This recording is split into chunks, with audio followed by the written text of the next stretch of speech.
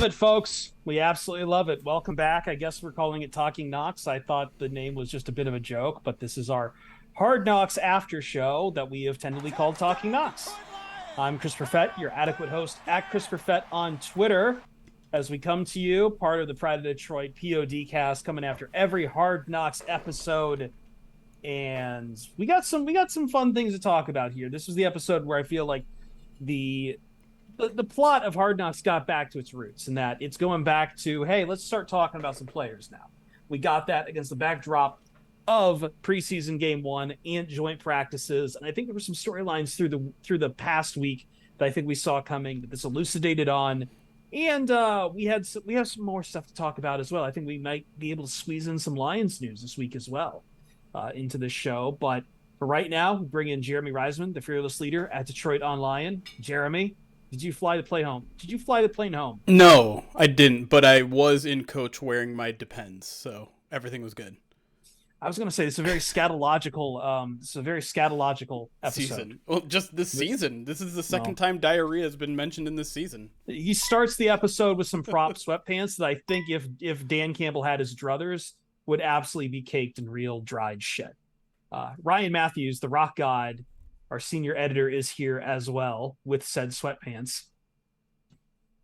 Yeah, I think back in the day when the whole joke used to be that I was the youngest of the group, I was fully expecting Jeremy to get on here and tell me that I was a little boy and that I was a toddler playing a grown man's game. The line repeated many times by Chase Lucas. Yes. Which I thought was very fun because Chase Lucas is not a very big man. He's not. He's also a rookie, but an old rookie, and yeah, that's a barking rookie. He definitely has a lot of bark and some bite too. So he's kind of. I feel like to follow this around. has been a meme. This Hard Knocks has been a meme factory. I already clipped Dan Campbell with his hand goggles for an emoji for our Discord. We literally already have that as an emote on our Twitch I know, page. but we got another one. That's like his move to do that. Alex Anzalone's determined face, I feel like, is going to be one here as well at some point. This whole series is just replete with memes, which is good because I feel like Detroit, for its sports teams, is a meme town. Like, Ryan would know this. How many years did Foreman effing Wall hang around for the Pistons? For about as long as Stan Van Gundy was here. So yeah, I mean, so not a few that years. I mean, we'll see how long Dan Campbell lasts. Wet blanket achieved. Ooh, wet blanket, dirty pants. So what we think about this? Because I feel like, again, they got, other than me laughing when I heard Deuce Staley without a voice, this episode I felt like started to veer towards, again, we got to see it, right? The guys on the bubble. Obina Eze, Chase Lucas, who's the other? Craig Reynolds showed up, and we'll talk about Craig Reynolds' story in a second. Am I missing Khalil someone Pimpleton else? as well? Khalil Pimpleton. So what'd you think, Jeremy? Yeah, no, I think you're mostly right. Like there was still plenty of Dan Campbell and yeah, Deuce Staley, and obviously the joint practices took a big chunk of it, but I feel like they just kind of only scratched the surface of Khalil Pimpleton. I also think they're setting us up a little bit. Like Khalil Pimpleton and Obina Eze, like those are two guys that have very small chances to make. Yeah, those are two spots. Those are two spots that are very deep in camp right now. Right, and I mean, if we're being honest, neither of those guys are going to make the team. Like Obina's, I think maybe they're both practice squad guys that come back, but it almost feels like they could have maybe picked some players that were a little bit more actually on the bubble. Like I'm still kind of shocked we haven't gotten into Jared Davis, we haven't gotten into Jameson Williams, we haven't gotten into Jeff Okuda, like all those interesting storylines, and instead you're shoehorning these kind of like, okay, these guys aren't going to make it. Let's get to know them before we never see them again, kind of thing, which kind of disappointing. That being said, I think Obina Eze's story is extremely intriguing. So I'm not upset that they're including him. Like him talking about how he wants to earn enough money so he can go fly back and see his family. Like that's a crazy, interesting story that, like, I mean, when you think of a football player, you think of rags, these rags to riches guys that are driving around in Lambos and things like that. It's like, well, no, not for all of them. Some of them are just trying to make their way back home to see their family for a little bit. Yeah, I mean, this is Hard Knocks paint by numbers. Like, I think the reason why maybe you might not find it so interesting, Jeremy, is because you're that close to the team. Sure. Like, I mean, this isn't just HBO delivering stuff to the people of Detroit. Like, this is Yeah, as we HBO said before, selling a this whole isn't for show. us. This isn't directly for us. This is for everyone else. So, but like even Khalil Pimpleton's game, like against Indianapolis, like there was some bad and then there was some good. Right. And like, I mean, same thing with Obina. Like they highlighted that like during the episode too. But yeah, I mean, that's the duality of it though, right? Like Craig Reynolds and Chase Lucas seem like the guys who are probably going to make the team. Khalil and, Obina as a probably not. So I thought the big masterstroke in this, and I didn't realize this was part of Craig Reynolds, but now looking back at it, I was wondering why they weren't showing his brother's face at the start, and it's like, oh, okay, Yeah. this is the HBO magic to like spin you around. It's nicely. Like, I thought that was the best part of how they pulled it off was Sure. Here's Craig Reynolds, whole family of football, and then sharing a FaceTime, and oh look, his brother is actually in prison. Yeah. And another, I mean, here's the thing, like even if they're detailing some of these guys only to see them crash down, and I don't think Craig Reynolds is one of them. I'm pretty sure he makes the team. They are interesting stories, and I think even the die-hardiest of fans might not remember that Craig Reynolds story. So I think a lot of Lions fans were caught off guard by it, and just really compelling stuff to really hear it from his brother Eric's point of view, and him trying to motivate Craig and Craig using him as motivation. Like, I want to see Eric at one of my games. I want him to see me live. Very compelling story, very interesting story. And, not one that you typically see, like with how, public sometimes paints prisoners, in these kind of horrible people with no redeeming qualities. It was nice to kind of view someone who's still considered a hero by their brother.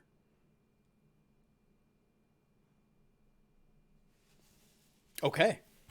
I guess we're moving to something else now. No, I was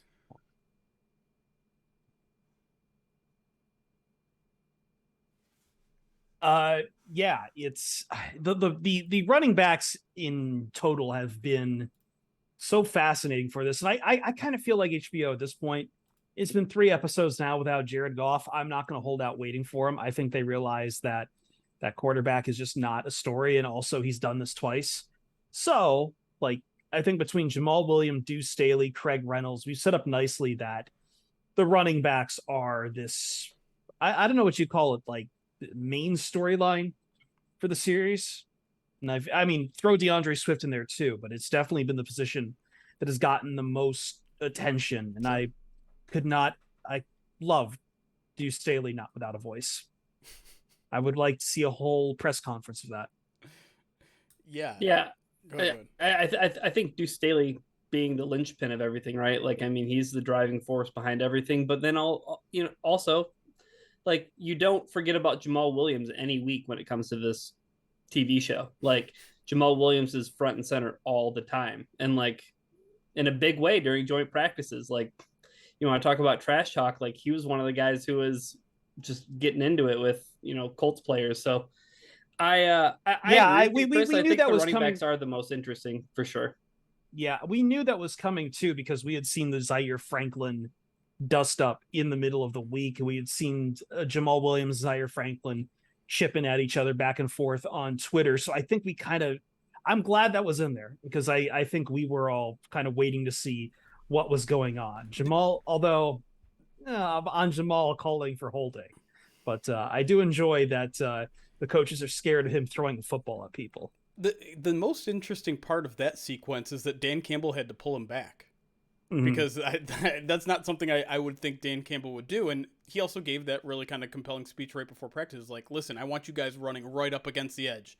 I want you guys, beating down the door, being intense. But if one of you throws punches, gets into a fight, like, you're out of here. Your evaluation, like, he's intimating that you are not only out of practice, you are off the team. He says your evaluation is done.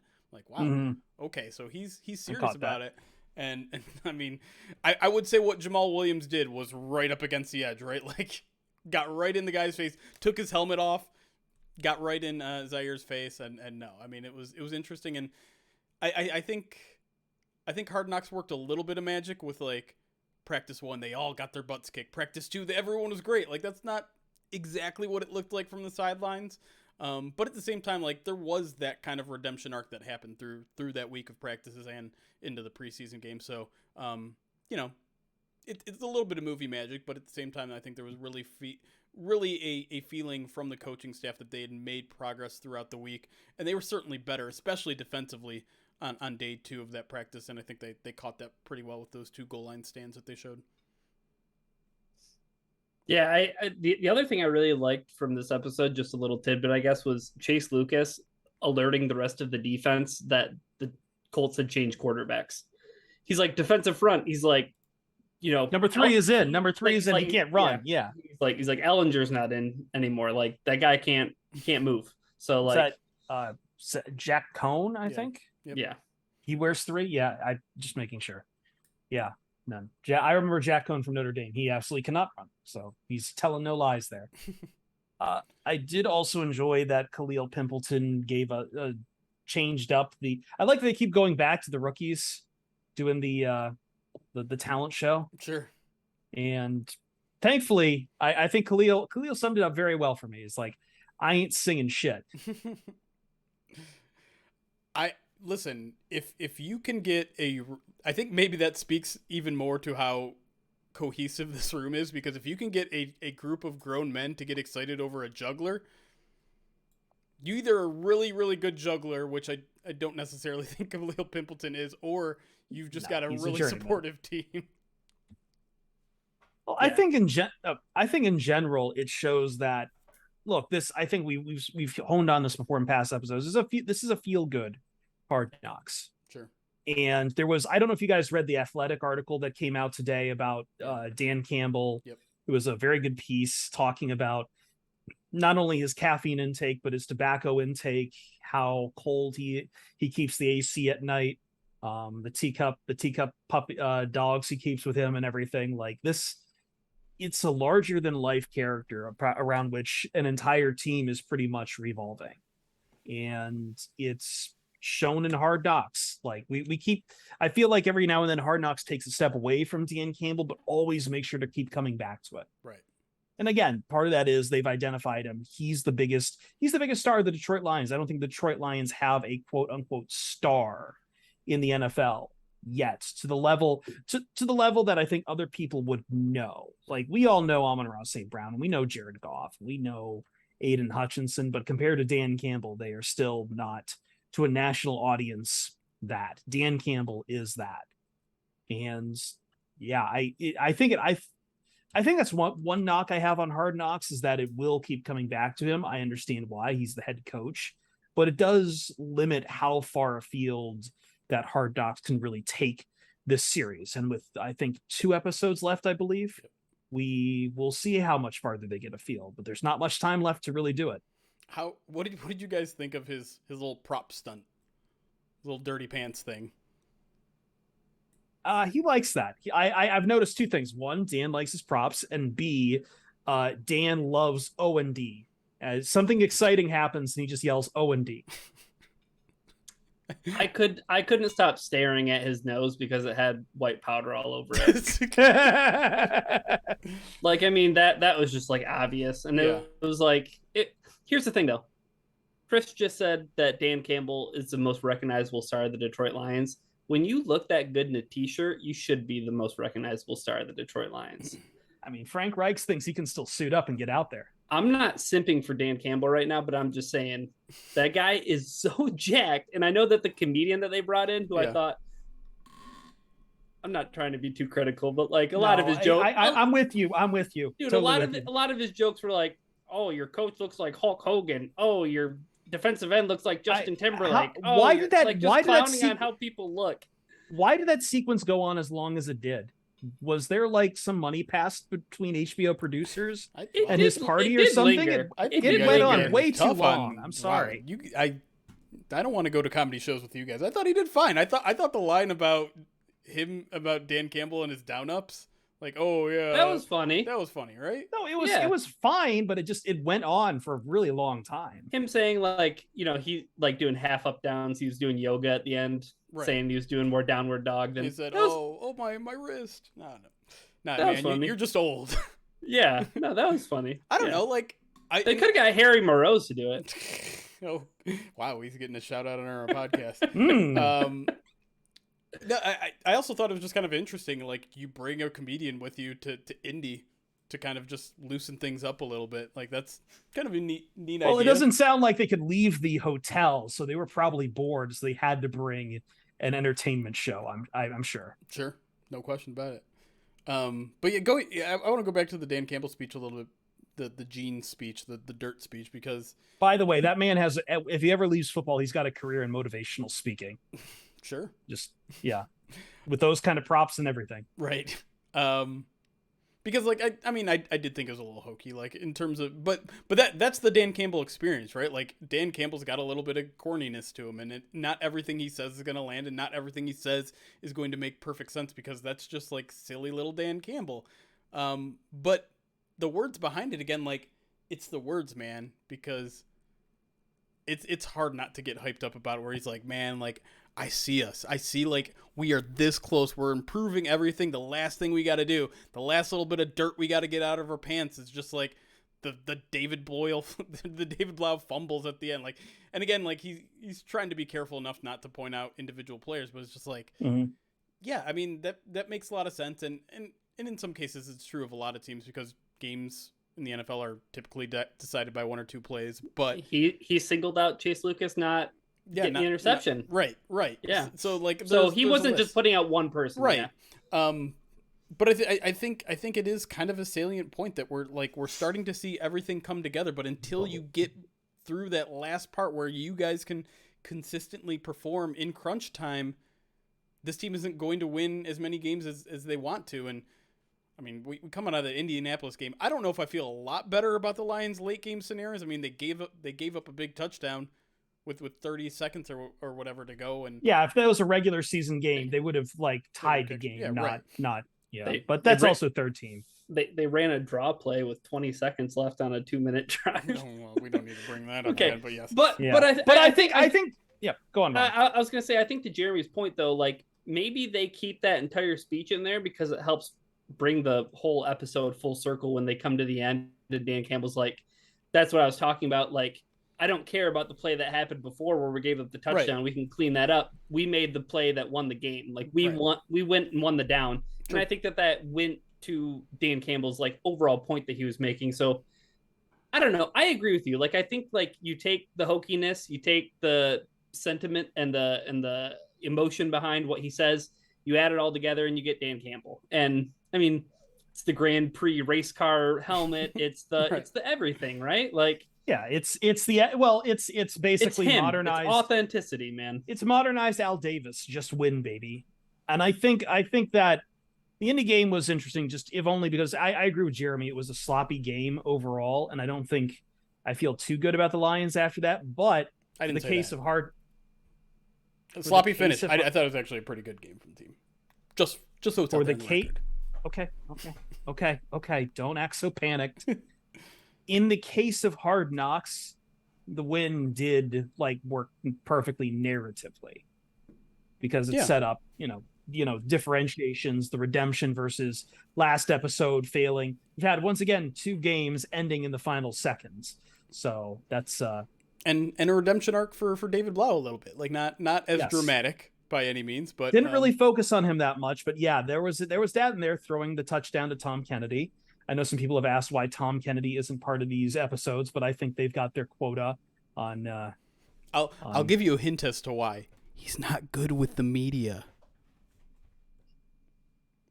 Okay, you did that a little. You guys did a little more, actually more diplomatic than what I was going to say. I was going to get myself in trouble. I think they had already hit their white boy quota, to be honest. 2 more things to wrap up this episode. Number 1. Shall we step into the most murky part of this episode? And that is the definitions of drink, juice, and pop, which was some horrific slander once again to the people of the great state of Michigan. as once again Pop is savagely denounced. Drink is crazy. You just everything that's not punch. Is that what is it? Punch or no juice? Everything that's not juice is drink. Juice is drink. Yes. That's a new one to me. Who was that again? Where was that from? That was I don't remember. Man, I want to say one of the players was Demetrius Taylor. I think one of them was definitely Demetrius Taylor. Oh, 94. So it was Eric Banks. It was Eric Banks. Eric Banks and Demetrius Taylor, I think. Yeah. I've heard some places in the country that use Coke to describe everything, but I've not had drink before. So that's interesting. Where does soda fit in? Soda's fine. I picked it up a little bit while I was in LA. Soda's everywhere. I got yelled at for calling it pop when I was in Canada. It's soda. Like everyone has just adopted the dominance of soda everywhere. Last points. Do you guys want to talk a little bit about? We had some new news today. Stepping away from Hard Knocks. Did you want to talk about the reserve pup list? Let's save that. It was all expected. I do have one like. To me, I want to talk about the quote of the episode. Maybe the quote, one? Maybe the quote of the episode is the plane one. Like, if anyone gets a punch out here, they can fly the plane home themselves. They can literally pilot the fucking plane from Dan Campbell. But I thought the one that I know I saw some people on Twitter get excited about is Deuce, when he finally got his voice back right before the game, laid on another, I think this is the second week in a row, he laid on a real nice pregame speech. And I'm going to read it because I think some people might want it on a shirt. And if, I don't know, maybe you're a t-shirt company that works for us and puts out so shirts, maybe put this one out instead. Jesus Christ. Jesus. Quote, they got their fucking teeth pulled in this week and their ass kicked at the same time. So they may change up some shit. Who gives a fuck? We the Lions and we hunt. Deuce Staley. A little long to put on a shirt, but I mean, I think I'm sure we some Lions boomer and we shirt. hunt. Who gives a fuck? We the Lions and we hunt. I don't know. Whatever. Do a front and back situation like the old big dog shirts. I was going to say it's a very boomer shirt we're putting together. Yeah, it's a big dog shirt. It's a boomer shirt. Yeah. I like it. I've got nothing else. How much do you think that Lions had a players only practice? Yeah. They ran their own practice this week. Do you think that will factor into Hard Knocks? Do you think that's going to be a big thing? It's gotta. I mean, here's the thing. The timeline for these last two Hard Knocks episodes is going to be a little strange because Tuesday the Lions make their 53-man cut down. And usually that's like the finale of Hard Knocks, right? Well, that night they air an episode, but it's not going to include any of those cut downs, right? It can't. They can't turn it around that fast, and they have to have something the following week. So we're going to get the cut down episode a week after the cut downs happen. So for Lions fans, there's not going to be a lot of drama since we'll know what's there. But yeah, I think we'll probably start the episode with the player list or the coach list practice, and then get into the final preseason game and some training camp battles and things like that. So that should be fun. I'm still like I said earlier in the episode, like Jeff Okuda, Jared Davis, Jamison Williams. Are we going to get any of that? Are we gonna Probably not. Are we gonna visit Jamison Williams at all? No, because Jamison Williams is gonna play until at least like week 4 of the season. And again, like that's a name we know that we're hopeful for as a rookie. He's the first round pick, man. Like I feel like they got Aiden Hutchinson. They've got Aiden Hutchinson as your first round pick archetype, and he's out there playing. That's fair. And he's a Michigan man. The last thing I have to say about the episode that I thought was maybe the most uncomfortable part that wasn't Dan Campbell shaking out dusty pants was Hank Fraley laying into Eze, yes. And him, like, I don't know if it was like language barrier or him just not understanding what Fraley was getting at, like by him slacking off in practice and not. You're hurting. Who are you hurting? He's like nobody. He's like everybody. he's like you're hurting. He's like you're hurting yourself. You're hurting us. Yeah. And the other thing I noticed too, did you notice that the offensive linemen sit in the starting five? They sit in order of how they play. No, I didn't.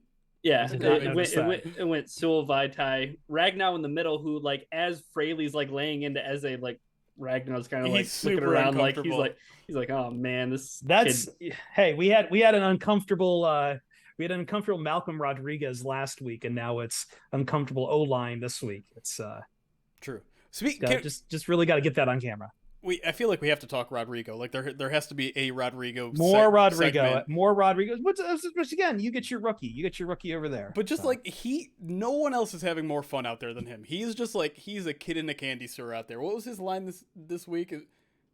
This shit's fun, man. Like he's out there having a blast and just meanwhile Alex Anzalone just like the look that he gave once Kelvin Shepherd told him he was sitting in this game, he's just like I was going to say, because they got a quick shot. Pissed. I'm in the business of right now of making an emoji out of it. They had a quick shot of him in a headband during Dan Campbell's speech after joint practices. That's just how Anzalone looks. I feel like he's so determined, though. He's so determined. We haven't got much of Anzalone in here because he's not really been out in the practices being the veteran he is, but so determined. That was also the first, like, Kelvin Shepherd has been a guy that's like, we don't know who our starters are. We don't know who's going to make the team. That was his first, like, okay, Alex Anzalone's going to make the team and he's going to start. Like, yeah, I think we knew that, though. We did know that, but it's just kind of interesting to see him admit that, even though I think we all kind of knew it all along. Yeah, and then the one other player that was kind of, I guess I'll frame it as disappointed with their snaps was Craig Reynolds and Deuce Staley, right? That's right. Yeah, that's right. Like Craig Reynolds was, you could tell Craig Reynolds was pissed, man. He was just like rolled his eyes and was like, man, like just wanted to be out there. Yeah. I mean, that's good. Like, even though him getting taken out of the game that early means everything good for Craig Reynolds, it's kind of, I mean, it's like Jared Goff working his way into the starting lineup. They want to be out there. That's good. And you get why Reynolds wanted to be out there, because he was, when he was out there, he was doing really well. True. He's like, hey, it wouldn't hurt to put up more, tape against these guys. So I'm sure that's probably what he was feeling like. True. All right. I think that's it for us. Again, lots to look forward to in this coming one. We'll have, I don't know how much of preseason game 3 they'll really have, since it'll be on Sunday versus a Saturday. Look at some. So it makes for a real tight turnaround, but we'll see what we can get out of that. And obviously, I expect the players only practices to feature in there. And hey, maybe we'll get some more personal lives out here. But it is crunching a little bit in time. So I'm curious how many more angles we're going to get. But we are getting closer. I didn't see, none of the key players are cut yet, but we'll keep an eye on it as we get closer. We're in the back half of Hard Knocks now, which means we're on the back half of Talking Knocks. Thank you for being with us. We'll be back with you guys on First Bite. Jeremy, people want to let you? I'll just let you know we have a very, very special guest I'm very excited about that we will be recording at 5:30 p.m. Wednesday on our Twitch channel. So be there live. You're not going to want to miss it.